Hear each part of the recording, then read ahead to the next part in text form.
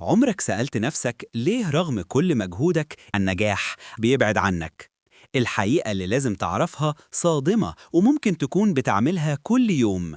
دي مشكلة مش في نقص الإمكانيات، المشكلة في عادات صغيرة بتسرق وقتك وإنجازك. عشان نفهم أكتر خليني أحكي لك قصة صاحبي أحمد.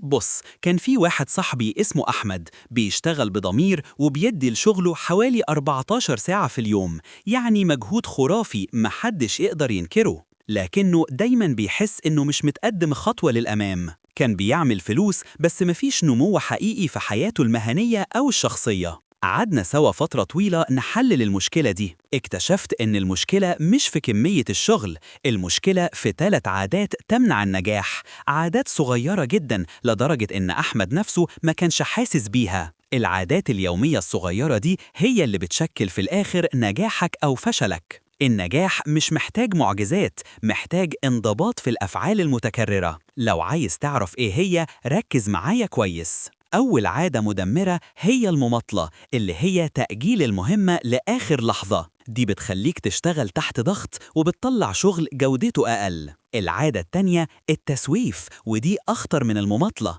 التسويف هو إنك تضيع وقتك في أي حاجة غير الشغل زي السوشيال ميديا. بتسوف عشان تحس براحة وقتية كاذبة، ودي هي ال3 عادات تمنع النجاح. العادة التالتة التفكير السلبي، اللي هو أنا مش هقدر. الأفكار السلبية بتشل حركتك وبتخليك تستسلم قبل ما تبدأ. العادات دي بتقتل الدافع جواك بالبطيء.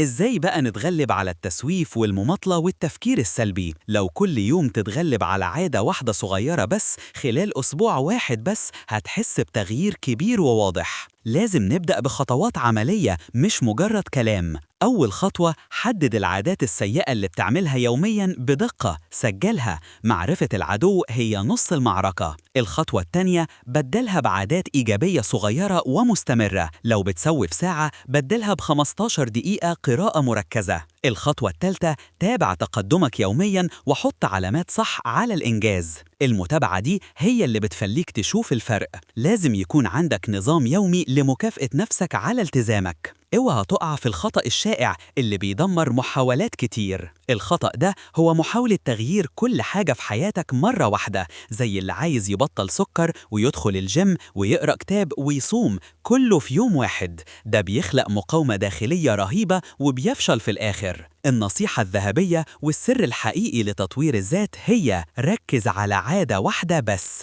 عادة واحدة بس. ابدأ بأسهل عادة فيهم، زي إنك تقوم من السرير فوراً. انجح فيها لمدة 30 يوم متواصلين. لما بتنجح في تغيير عادة واحدة، الثقة بالنفس بتزيد بشكل جنوني. النجاح بيولد نجاح زي كرة التلج اللي بتكبر. لما تلاقي نفسك بطلت التسويف والمماطلة، هتعرف إنك وصلت. لو واجهت صعوبة في التفكير السلبي، ابدأ كل صباح بجملة إيجابية. التغيير مش بيحصل فجأة، التغيير بيحتاج صبر واستمرار. دي كلها خطوات بسيطة لكن نتائجها ضخمة على النجاح في الحياة. دلوقتي إيه هي العادة اللي قررت تغيرها من بكرة؟ لو عملت اللي قلناه ده، هتحس بالفرق من أول أسبوع حقيقي. النجاح مفيش فيه سر خفي، في عادات صح بتعملها باستمرار. استغل وقتك صح وبطل التسويف والتفكير السلبي. دلوقتي جه وقت إنك تاخد القرار وتتغلب على عادات تمنع النجاح. استنى بقى الفيديو الجاي اللي هيكون فيه سر خطير.